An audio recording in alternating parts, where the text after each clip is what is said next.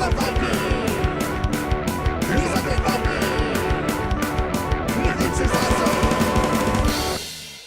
everyone, this is me, the Undead Viking, and this is Rocket Cats in Space. Rocket Cats in Space is a dexterity game for 2 to 4 people, well, families or lighthearted friends, if you will, that want to take control of a bunch of rocket cats who are trying to speed out and land on different planets so they can complete space routes and earn points faster than everybody else that is playing the game.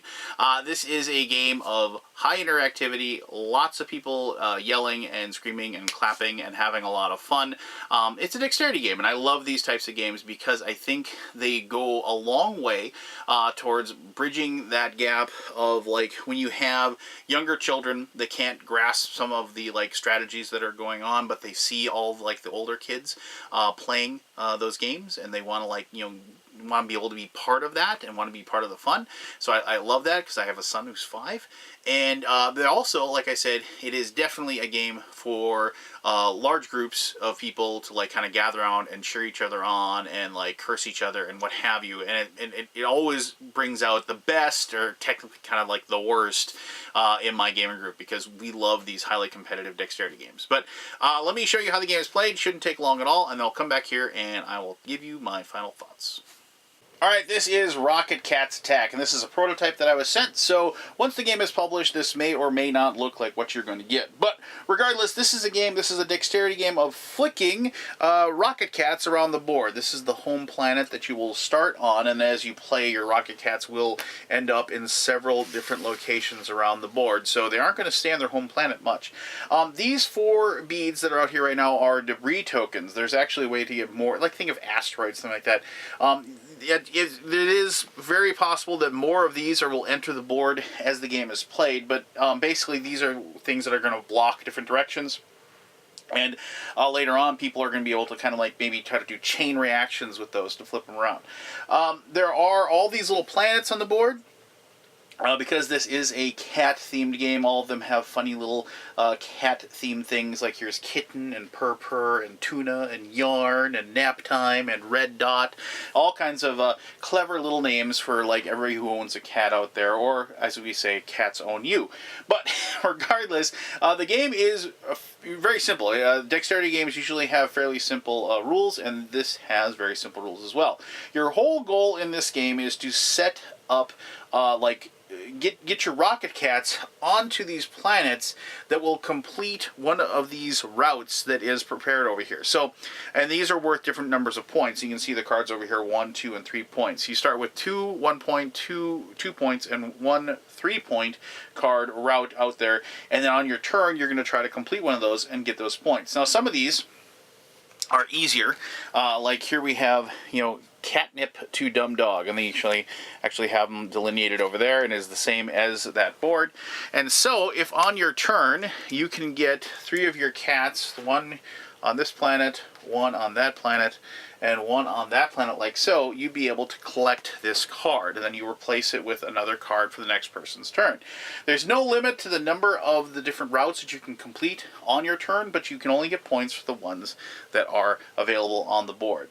So some of them obviously are going to be tougher. You know, like here is this 2.1 Ball Chase to Dumb Dog. So Dumb Dog is over here, but Ball Chase is all the way over here, and so you would have to have a planet like that going through. Now, it should be noted that you don't have to have it, like, directly in the center. As long as part of it is touching the planet, that is considered to be part of the route. So you don't have to, like, you know, like as I said, you don't have to be absolutely 100% perfect. So now, how does this work? So on the beginning of your turn, what you're going to do is you're going to determine how many cats you're going to be able to place on the board. And the way it works is that normally you have a minimum of 3. But if you have any of your cats over here on the +1 cat attack planet, you get +1. You can actually say it says +1 cat. So that would do it. And after you place you get to go ahead and place your cats. So let's just say this is the beginning, and I just get to place my 3. I get to have my 3 cats out there. And I'm going to go ahead and I'm going to say, all right, I'm going to get ready to decide what I'm going to do. And I should mention, this is a game that you do not sit down. You should be playing this game on a relatively small table so people can go ahead and be very, very movable, very mobile around the table so you can get the best chance to flick. Now, you can't ever go like this. You have to, if you play flicking games, you know what I mean. You have to kind of flick it around. And as long as the cats start on the home planet, they can start here, whatever. You have to, but they have to start on the home planet. They don't have to start in the middle. But when you get ready, everybody else at the table goes, 3, 2, 1, go, and then they start doing a countdown. 5 space cat, 4 space cat, 3 space cat. So you have 5 seconds to do it. Now there is one added wrinkle. If you're over here in the Zoom planet with one of your cats that says plus 2 seconds, you get plus 2 seconds. So if you had 2 of them over there, you'd get plus 4 seconds to do it. Then you'd have 9 total seconds. And so people would count down 9 space cat, 8 space cat, so on and so forth. Pretty straightforward, right? So the whole point is you're going to be trying to shoot to get these routes. And so if we're going to go for something simple, like attack to explore, which would be here, here, and here, what you would do is, and as soon as they count down, there is no limit to the number of flicks you can do with any one of your cats. You can keep flicking them over and over again. Okay, that one's on there, and people are counting down. That one's on there. I'm doing okay, that's good. I actually hit it too far.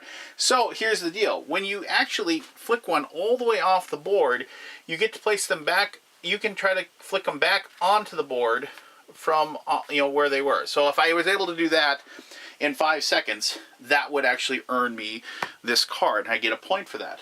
Now, here's the trick. If one of these actually flies all the way off the board, then that is gone. You can't pick it up off the table, off the floor, and put it back on. It's only if it's actually off the board, but still on the playing surface. But you don't get to pick it up when it falls off and put it in the middle. You have to flick it back on from the inside.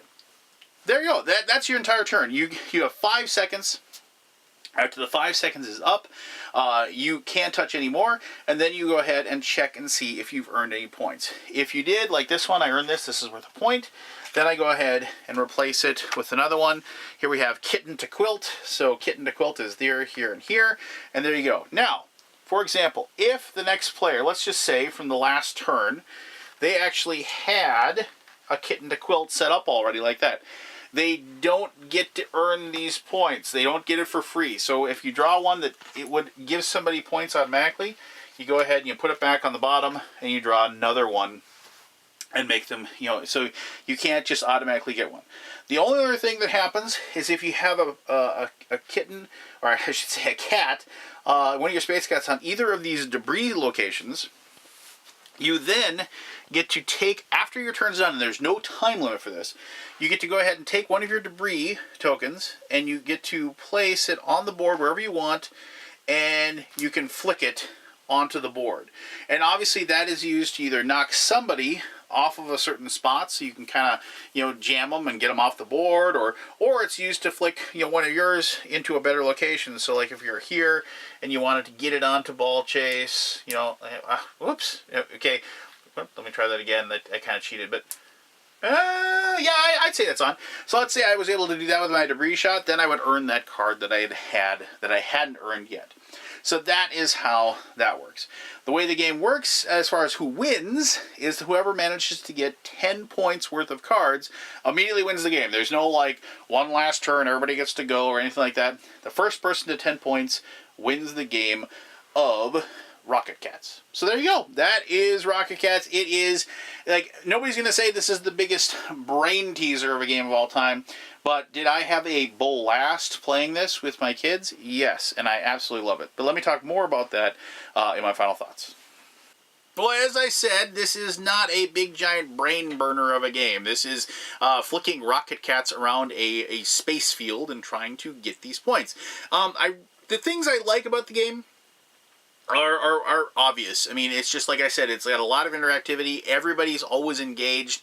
The turns that people have, I mean, there's so many dexterity games where it's like people are like, okay, I'm gonna go ahead and take this shot, like you're lining it up and like, okay, hold on.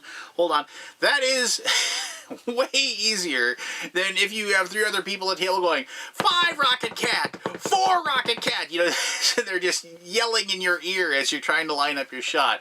And trust me, my children get way into that, and they love that aspect of it. And plus, that it's a nice little mechanism that makes the people, you know, watch. You know, everybody's tuned in, they see the cards, they see what you're shooting for, they see what you're going for, and everybody is just like, you know, laughing and joking and having a good time. And that's why, I mean, obviously I think this is definitely geared towards families. It's definitely geared towards, you know, children, and like, as I said, bridging that gap or whatever. But it is also, like, I have a group of friends that we don't take ourselves too seriously, and we can play something like this and just be yelling and laughing and acting like we're kids, which is also fun as well. Look, you're just going to either like dexterity games or you're not. And if you like dexterity games, I think you're absolutely going to love this one, you know, because of its simplicity, but also just the challenge. The challenge level is very high, especially when you get all 4 people's Rocket Cats all over the place and you're pinballing back and forth. And it also sets up some, like I said, some really good chain reaction shots, especially with the debris shots after the fact. And there is some strategy there because of the fact that, like, having an extra 2 seconds doesn't seem like a big deal, but having an extra 2 seconds and getting a Rocket Cat onto the Zoom planet is perfect. And of course, you have to have more cats on the board to be able to complete some of those bigger routes. So you have to get them over to the attack thing. And also, there's nothing better than being able to have that one last shot with a debris field shot, you know, just to, you know, get a couple things clicked together just perfectly. So you can do it. Or, you know, send another person's Rocket Cat flying off into space, which is also a fun little mechanism, or a fun little immersion story, if you will, as well. So, there you go. If you have any questions about Rocket Cats, go ahead and ask away. I'll try to answer those as best as I can. Thank you very much for taking the time to watch this video, and until next time on The Undead Viking, I'm telling you to have yourself one heck of an awesome day. All right, bye-bye.